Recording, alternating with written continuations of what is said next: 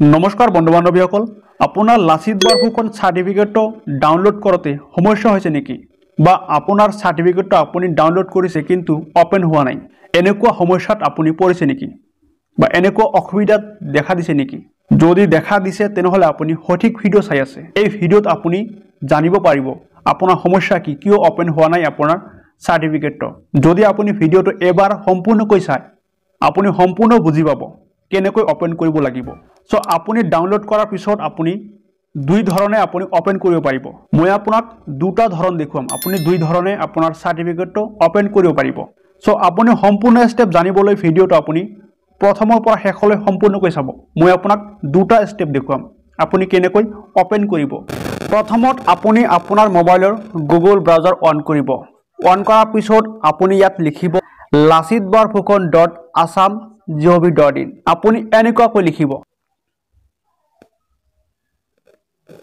আপুনি এইখিনি লিখি আপুনি সাৰ্চ কৰি দিব আপুনি এইফালে চাব lasitbarphukon.assam.gov.in এনেকুৱা এটা অপশন আহিব আপুনি ইয়াত ক্লিক কৰিব তাৰ পিছত আপোনাৰ সন্মুখত এনেকুৱা এটা ইন্টাৰফেস আহিব আপুনি ওপৰ ফালে চাব 3 লাইন ইয়াত ক্লিক কৰিব ক্লিক কৰাৰ পিছত আপোনাৰ সন্মুখত এনেকুৱাকৈ আহিব আপুনি এইফালে চাব হোম গাইডলাইনস ডাউনলোড এপ তাৰ পিছত চাব প্ৰাইভেসি পলিসি মিডিয়া গ্যালাৰি তাৰ পিছত চাব ডাউনলোড সাৰ্টিফিকেট প্ৰবলেম হৈছে ডাউনলোড কৰোতে বা ওপেন হোৱা নাই আপুনি আগতে ৰেজিস্টাৰ কৰিছে বা ডাউনলোড কৰিছে কিন্তু ওপেন হোৱা নাই প্ৰবলেম হৈছে আপোনাৰ তেনেহলে আপুনি ডাউনলোড সাৰ্টিফিকেট ইয়াত ক্লিক কৰিব এখন লাচিত বৰফুকন সাৰ্টিফিকেটৰ কাৰণে যদি আপুনি এতিয়াও ৰেজিস্টাৰ কৰা নাই তেনেহলে আপুনি সাইন ইন ইয়াত ক্লিক কৰিব কেনেকৈ ৰেজিস্টাৰ কৰিব সেই ভিডিও লিংকটো মই ভিডিও ডেসক্ৰিপশনত দি দিছো আপুনি সেই ভিডিওটো চাই আপুনি ৰেজিস্টাৰ কৰিব বা সাইন ইন কৰিব সো যিসকলৰ সমস্যা দেখা দিছে ওপেন হোৱা নাই বা ডাউনলোড কৰিব পৰা নাই তেওঁলোকে ডাউনলোড সাৰ্টিফিকেট ইয়াত ক্লিক কৰিব তাৰ পিছত আপোনাৰ সন্মুখত এনেকুৱা এটা ইন্টাৰফেস আহিব সাইন ইন প্ৰসেস আপুনি তলফালে যাব তলফালে অহাৰ পিছত আপুনি এইফালে চাব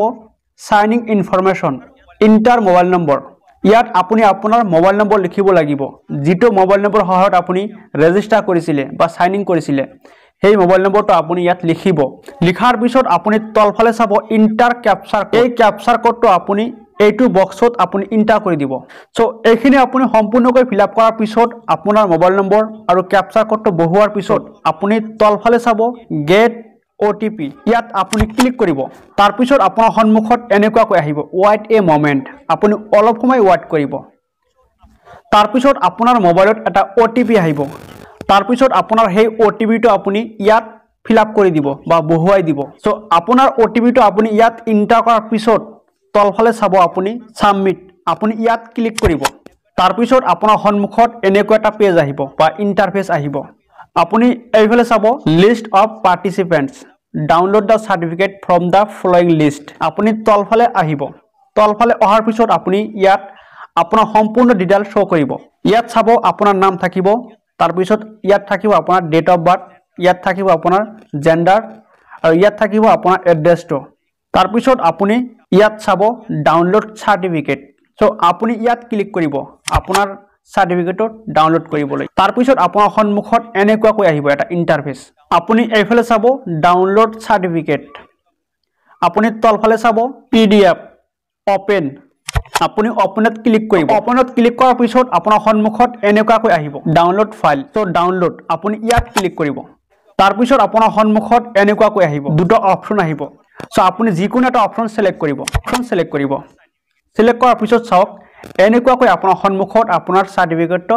আহি যাব সো এনেকুৱাকৈ আপুনি আপোনাৰ সাৰ্টিফিকেট ডাউনলোড কৰিব পাৰিব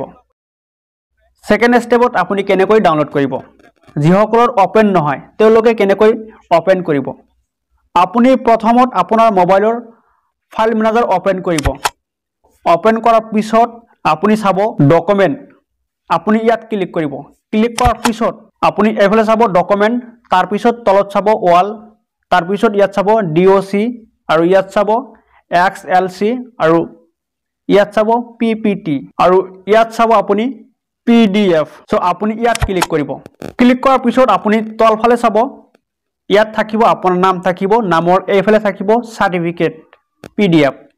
আপুনি ইয়াত ক্লিক কৰিব ক্লিক কৰাৰ লগে লগে আপোনাৰ সাৰ্টিফিকেটটো ওপেন হৈ যাব সো ফ্ৰেণ্ডসকল আপুনি এনেকুৱাকৈ আপোনাৰ সাৰ্টিফিকেটটো ওপেন কৰিব পাৰিব বা ডাউনলোড কৰিব পাৰিব সো ফ্ৰেণ্ডসকল আপোনাৰ যিকোনো সমস্যাৰ বিষয়ে আপুনি মোক কমেন্ট কৰিব আৰু এই ভিডিওটো আপোনাক কেনেকুৱা লাগিছে আপুনি মোক কমেন্ট কৰি জনাব